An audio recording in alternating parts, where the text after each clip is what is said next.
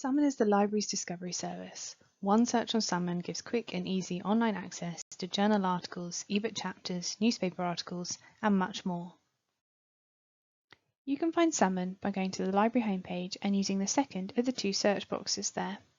To search Summon, type a few keywords describing your topic into the search box. Results are displayed with the most relevant at the top. You can use the Quick Look button to view a summary to help you decide whether to read it. To access the full text, you can click on the title of the item or the View Now PDF button, which will appear next to some of your search results. You should be taken seamlessly through as it will pick up your university login automatically. You can then read the item online or save the PDF to read later.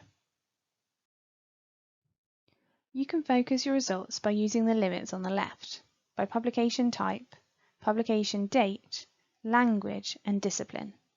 You can also use the scholarly and peer review filter to narrow your results to the most reliable sources.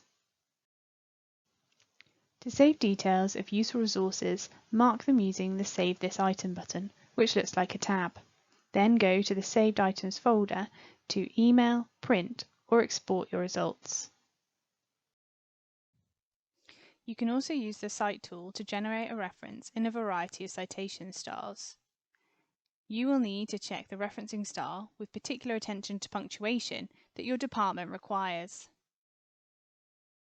Other, more advanced tools available in Summon include citation counts and the altmetric donut.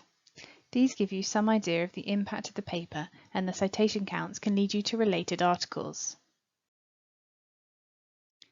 If you want to go further with your search, click on Options next to the search box.